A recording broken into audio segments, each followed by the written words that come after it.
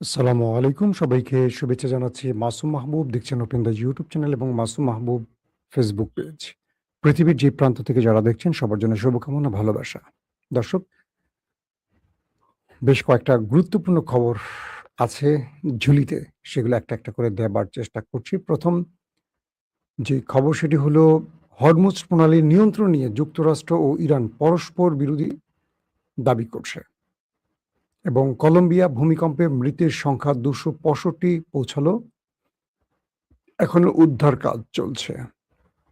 আমরা আপনাদেরকে আরো কয়েকটা গুরুত্বপূর্ণ খবর দিতে চাই। তার মধ্যে ইউএস আব্রাহাম লিঙ্কনের বর্ধিত মোতায়েন নিয়ে জ জবাব চেয়েছে এবার মার্কিন সিনেট। লিবিয়ায় গঠনমূলক ও মধ্যস্থতাকারী ভূমিকা অব্যাহত রাখবে তুরস্ক। এবং তুরস্কে ট্রাক বিমান বদলানোর আগে ইরানের হুমকি নিয়ে সিআইএর আস্থা কম ছিল।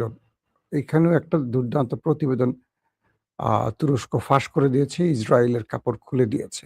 দর্শক, আপনাদেরকে যে বিষয়গুলো আজকে প্রধান আলোচনায় রাখতে চাই তার প্রধান একটি হলো যে ইরান তার প্ল্যান বি প্রকাশ করতে যাচ্ছে, যেটা আমেরিকার বুকে কাঁপন ধরিয়ে দিয়েছে। আর দ্বিতীয়টি হলো ইসরায়েলের যে গোপন পরিকল্পনা সেটা এবার তুরস্ক ফাঁস করে দিয়েছে। তো আসেন আমরা প্রথমে আপনাদেরকে কয়েকটা আজকে ডেইলি ইভেন্ট জানিয়ে নিচ্ছি, তারপর মূল খবরে আসছি। রাষ্ট্রপতি ডোনাল্ড ট্রাম্প আবারও জোর দিয়ে বলেছেন যে হরমুজ প্রণালীর উপর যুক্তরাষ্ট্রের সম্পূর্ণ নিয়ন্ত্রণ রয়েছে, যদিও ইরানের বিরুদ্ধে ক্রমবর্ধমান যুদ্ধের কারণে এই গুরুত্বপূর্ণ জলপথ দিয়ে জাহাজ চলাচল এক সপ্তাহের মধ্যে সর্বনিম্ন পর্যায়ে নেমে এসেছে। পাশাপাশি তেহরান তার অবস্থানে অটল রয়েছে এবং যুক্তরাষ্ট্রের বিরুদ্ধে প্রতিরোধ অব্যাহত রাখার ও সব দাবি পূরণ না হওয়া পর্যন্ত প্রণালীটি বন্ধ রাখার অঙ্গীকার করেছে। গত এক সপ্তাহের বেশি সময়ের মধ্যে ইসরায়েলি সামরিক বাহিনী গাজায় প্রথম বিমান হামলা চালিয়েছে এবং একই সাথে দক্ষিণ লেবাননে বোমা হামলা ও ধ্বংসযজ্ঞ চালাচ্ছে। যদিও উভয় স্থানে যুদ্ধবিরতি এখনো কার্যকর রয়েছে। তাদের জন্য আসলে যুদ্ধবিরতি লাগে না, তারা মন চাইলে যেটা খুশি সেটাই করতে পারে। এখানে তাদেরকে কেউ কিছু বলতে পারবে না, কারণ তারা হলো পৃথিবীর সবচেয়ে শক্তিধর রাষ্ট্র আমেরিকার অন্যতম লাঠিয়াল বাহিনী। দর্শক, মার্কিন যুক্তরাষ্ট্রের প্রেসিডেন্ট ডোনাল্ড ট্রাম্প তুরস্কে গিয়েছিলেন ন্যাটো সম্মেলনে জুলাই মাসে এবং হঠাৎ করে তিনি তার নির্দিষ্ট বিমান থেকে নেমে একটি ক্যাটারিং ট্রাকে উঠেছিলেন। অর্থাৎ তুরস্কে হঠাৎ করে তার কাছে একটা গোয়েন্দা তথ্য আসে যে ইরান তার উপর হামলা করতে যাচ্ছে মিসাইলের মাধ্যমে। তখন তিনি তার অবস্থান পরিবর্তন করেছেন, সে নির্দিষ্ট বিমানে না উঠে একটি ট্রাকে উঠেছিলেন। পরবর্তী ছোট বিমানে করে নির্দিষ্ট আরেকটি অঞ্চলে চলে গিয়ে জীবন বাঁচিয়েছেন। এই খবরটি আমরা গত কয়েকদিন আগে আপনাদের দিয়েছি। এটার মূল ঘটনা এবার ফাঁস করে দিয়েছে রজব তাইয়্যিপ এরদোয়ানের দেশ তুরস্ক। তুরস্কে মার্কিন প্রেসিডেন্টের উপর হুমকি সংক্রান্ত ইসরায়েলি গোয়েন্দা তথ্যের উপর সন্দেহ থাকায় এক গুপ্তচর সংস্থা এই অসাধারণ গোপন ফ্লাইটটি পরিচালনা করে, জানিয়েছে ওয়াশিংটন পোস্ট।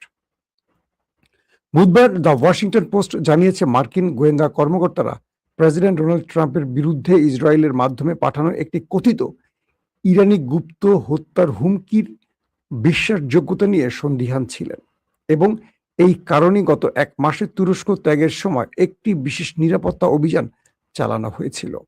গোয়েন্দা তথ্যের সঙ্গে পরিচিত বর্তমান ও সাবেক মার্কিন কর্মকর্তাদের উদ্ধৃতি দিয়ে প্রতিবেদনে বলা হয়েছে, সিআইএ বিশ্লেষকরা ইসরায়েল প্রদত্ত তথ্যকে বিশ্বাসযোগ্য মনে করেনি এবং ট্রাম্প প্রশাসনের কর্মকর্তাদের কাছে তাদের সংশয় প্রকাশ করেছিলেন। পোস্টের প্রতিবেদন অনুযায়ী একজন মার্কিন কর্মকর্তা এই প্রতিবেদনটিতে ইসরায়েল প্রণোদিত, মার্কিন সৃষ্ট নয় এবং নিম্নমানের বলে বিবেচিত বর্ণনা করা হয়েছে। ৮ জুলাই ন্যাটো সম্মেলন, শীর্ষ সম্মেলনের পর ট্রাম্প তুরস্কের রাজধানী আঙ্কারা ত্যাগ করার সময় গৃহীত বিস্তৃত নিরাপত্তা ব্যবস্থা গোয়েন্দা উদ্বেগগুলো একটি নতুন মাত্রা যোগ করেছেন। আসেন কয়েকটা বিষয় আগে আপনাদের একটু বলি। আসলে ঘটেছিল কি তখন? অর্থাৎ ট্রাম্পের কাছে যখন খবরটি আসে যে তাকে ইরান মিসাইল দিয়ে হত্যা করতে যাচ্ছে, তখন তিনি তার অবস্থান পরিবর্তন করেছিলেন এবং ট্রাম্পের কাছে যে তথ্যটি এসছিল এটি ছিল ইসরায়েলের পাঠানো একটি গোয়েন্দা তথ্য। তুরস্ক সেটির সকল আদ্যোপান্ত খুঁজে বের করেছে। তুরস্ক বলছে যে দেশটিতে ন্যাটোর মতো একটি গুরুত্বপূর্ণ সামিট চলছিল এবং তুরস্ক তার সর্বোচ্চ গোয়েন্দা তৎপরতা, নিরাপত্তা বলয় তৈরি করে রেখেছিল বিশ্ব নেতাদের জন্য। সেই স্থানে ইরান কখনো হামলার চিন্তা করার সুযোগ নেই। পাশাপাশি ইরান এই মুহূর্তে, অর্থাৎ ইরান যে সময়টিতে লড়ছে কয়েকটি রাষ্ট্রের সাথে, সেখানে তুরস্কে হামলা করে তুরস্কের আগ্রাসনে বা তুরস্কের টার্গেটে পড়ার কোনো পরিকল্পনা ইরানের ছিল না। কে বলছে? তুরস্ক। এবং এই যে ঘটনাটি ঘটেছে বা বর্ণনা হয়েছে বা ট্রাম্প যা করেছে, এটি ছিল একটি মিথ্যে পরিকল্পনা। অর্থাৎ ইসরায়েল ট্রাম্প যাতে কোনোভাবে তুরস্কে বসে তুরস্কের কোনো স্বার্থ বাস্তবায়ন না করে এবং তুরস্কের সাথে পরিকল্পনা করে ইরানের সাথে কোনো যুদ্ধবিরতি কার্যকর না করে, অর্থাৎ ট্রাম্প যাতে যুদ্ধটা কন্টিনিউ করে, সেজন্য ট্রাম্পকে এই অতিরিক্ত প্রেশার বা চাপে ফেলতে ইসরায়েল এই মিথ্যা তথ্যগুলো প্রচার করেছে বা ট্রাম্পকে বুঝিয়েছে তাদের কাছে গোয়েন্দা তথ্য আছে যে তারা জানে ইরান তাদেরকে হত্যা করতে চায়। তো ইসরায়েল এখানে এক ঢিলে দুটো পাখি মারছে। এক, আমেরিকাকে ইরানের ব্যাপারে আরো ক্ষুব্ধ করছে যাতে আমেরিকা যুদ্ধটা কন্টিনিউ করে। টু, যাতে ট্রাম্প এই যুদ্ধটা বন্ধ করে দিলে ইসরায়েল ট্রাম্পকে হত্যা করতে পারে এবং এর দায় ইরানের ঘাড়ে পড়ে। এটা কিন্তু তুরস্কের গোয়েন্দা তথ্যে চলে আসছে। তার মানে সিআইএ বলছে যে ট্রাম্পকে হত্যা তাদের কাছে কোনো নথি বা তথ্য ছিল না, কিন্তু এই তথ্যটি যেটি ট্রাম্পের কাছে পৌঁছেছে এটা খুবই অবিবেচক এবং এটি অগ্রহণযোগ্য তথ্য ছিল এবং সিআইএ তথ্যের সাথে তুরস্কের তথ্যের মিল আছে। তার মানে তুরস্ক প্রকাশ করে দিয়েছে ইসরায়েল ট্রাম্পকে হত্যা করতে চায়। দুটো উপায়। এক, যদি ট্রাম্প মানে যতক্ষণ বা যতদিন ট্রাম্প ইসরায়েলের পরিকল্পনায় থাকবে বা ইসরায়েলের নির্দেশনা অনুসরণ করে এই যুদ্ধটা কন্টিনিউ করবে, ততদিন ইসরায়েল ট্রাম্পকে কিচ্ছু করবে না, বরং তাকে সব রকম পরামর্শ দিয়ে সাহায্য করবে, কারণ তার লাঠিয়াল হিসাবে কাজ করবে ট্রাম্প। যদি ট্রাম্প কোনো কারণে যুদ্ধ থেকে সরে আসে বা এই যুদ্ধ বন্ধ করে দেয়, তাহলে ইসরায়েলের খায়েশ পূরণ হবে না। তাহলে ইসরায়েল ট্রাম্পকে সরিয়ে দিয়ে বিকল্প কোনো প্রেসিডেন্টকে আনবে, জন এফ কেনেডির মতো। তার সাজানো কোনো প্রেসিডেন্ট নেক্সট প্রেসিডেন্ট হবে আমেরিকার, এবং আমেরিকা তার প্রেসিডেন্টকে হত্যার দায় ইরানের উপর বড় যুদ্ধ চাপিয়ে দেবে। তো এই কারণে ইসরায়েল ট্রাম্পকে নিয়ে এই খেলাটা খেলছে। একটা জিনিস বুঝতে হবে, ইরান তুরস্কে তো মারবেই না, আর ইরান এই মুহূর্তে ট্রাম্পকে হত্যা করে তার দেশের মধ্যে বিশাল যুদ্ধ টেনে আনার পলিসিতে নেই, কারণ ইরানের এখন দাবি আদায়ের মূল টার্গেট, কারণ ট্রাম্পকে মেরে দেওয়ার চেয়ে ট্রাম্পের মাধ্যমে দাবিগুলো আদায় ইরানের জন্য সবচেয়ে সহজ পথ।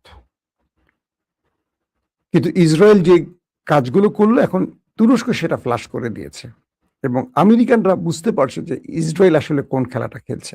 আসেন 2 নম্বর খবর, ইরানের প্ল্যান বি কি হতে পারে।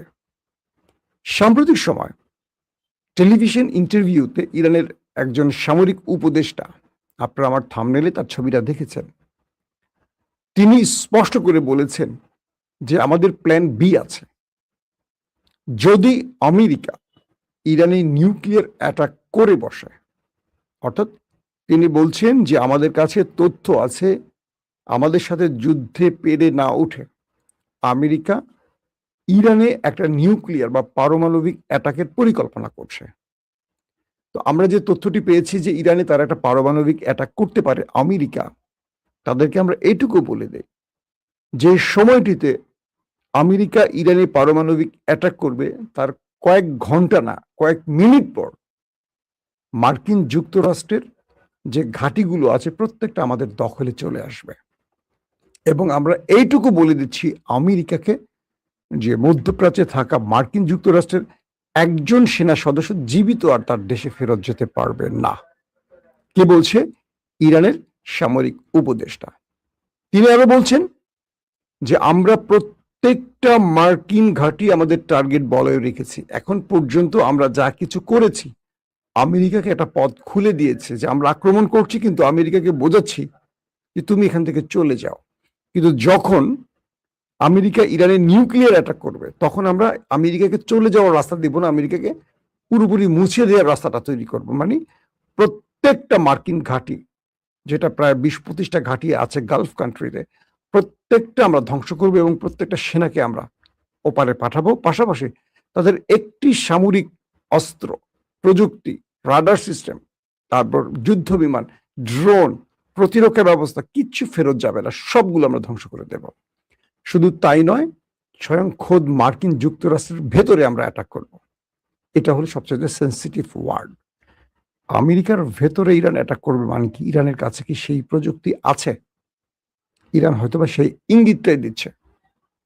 তাদের কাছে হয়তো আইসিবিএম পৌঁছে গেছে, ইন্টারকন্টিনেন্টাল ব্যালিস্টিক মিসাইল হয়তোবা ইরান তৈরি করেছে, যেটা আমরা এর আগে দেখেছিলাম। মার্কিন একটি ঘাঁটিকে টার্গেট করেছিল, গাউসিয়া, মনে আছে আপনাদের? যেটা ভারত সাগরের কাছে। তো এখন ডিয়াগো গার্সিয়া যেটাকে বলা হয়। তো এখন যেই বিষয়টি তৈরি হলো, এই বক্তব্যে দুটো জিনিস স্পষ্ট করলো ইরান, যে ইরানের কাছে হয়তোবা নিউক্লিয়ার আছে। কারণ ইরান বলছে যে আমরা মধ্যপ্রাচ্যে থাকা প্রত্যেকটি ঘাঁটি উড়িয়ে দেব, শুধু না, প্রত্যেকটা ঘাঁটির একজন সেনাকে আর ফেরত যেতে দেব না। 50,000 মার্কিন সেনা রয়েছে মধ্যপ্রাচ্যে, এবং বিলিয়ন না ট্রিলিয়ন ট্রিলিয়ন ডলারের সামরিক অস্ত্র, আধুনিক অস্ত্র রয়েছে এই মধ্যপ্রাচ্যে। সবগুলো মাটির সাথে মিশিয়ে দেবে ইরান, এই ঘোষণা। 2 নম্বর, খোদ আমেরিকার ভেতরে অ্যাটাক করবে। তার মানে ইরান হয়তোবা এই বক্তব্যটির মাধ্যমে বিশ্বকে বোঝাতে চাইছে তাদের কাছে আইসিবিএম আছে, পাশাপাশি নিউক্লিয়ার আছে। হয়তোবা তারা প্রকাশ্যে শব্দটা ব্যবহার করছে না। এখন আমেরিকাকে এই বক্তব্যটির মাধ্যমে যে থ্রেটটা দিল ইরান, সেটা হলো যে তুমি আমার দেশে নিউক্লিয়ার অ্যাটাকের কয়েক মিনিট পর তুমি অ্যাটাক করবা, সূর্যোদয়ের জন্য আমরা ওয়েট করব না। সূর্যোদয়ের আগেই বা সূর্যাস্তের আগেই আমরা তোমার টার্গেটগুলোকে মাটির সাথে মিশিয়ে ফেলবো। এখন তুমি সিদ্ধান্ত নাও, তুমি কি করতে চাও। অর্থাৎ ইরান তার প্ল্যান 1 বা প্ল্যান এতে রেখেছে যুদ্ধে প্রতিঘাত। প্রতিটা মুহূর্তে তারা আমেরিকাকে টার্গেট করে অ্যাটাক করবে, আমেরিকার জবাব দেবে। এতে করে আমেরিকা ইরানের শর্ত মানবে এবং ইরান তার সাকসেস এখান থেকে নিয়ে আসবে।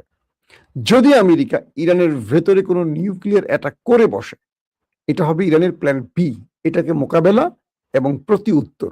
তো এই প্রতি উত্তরটা ইরান কি দিতে চাচ্ছে বা কি দেবে, সেইটার ইঙ্গিত তার সামরিক বিশ্লেষকরা কিছুক্ষণ আগে একটি খবরের মাধ্যমে প্রকাশ করেছে, বা তিনি এক টেলিভিশন ইন্টারভিউতে এই বিষয়গুলো স্পষ্ট করেছেন। তার মানে ইরান আমেরিকাকে মোকাবেলায় সর্বসময়ের জন্য সর্ব অবস্থার মধ্যেই তাদেরকে প্রতিহতের সকল বিকল্প পথ খোলা রেখেছে। এবং ইরান যে বারবার বলছে তাদের কাছে এমন কিছু আছে যেটা আমেরিকা কল্পনা করেনি, এই সামরিক উপদেষ্টার বা অ্যাডভাইজারের এই বক্তব্যে সেটা স্পষ্ট বা প্রমাণিত হয়েছে। সাম্প্রতিক সময় দেখবেন ইরান হরমুজে কয়েক দফা অ্যাটাক করেছে, কিন্তু আমেরিকা প্রতি উত্তর দেয়নি।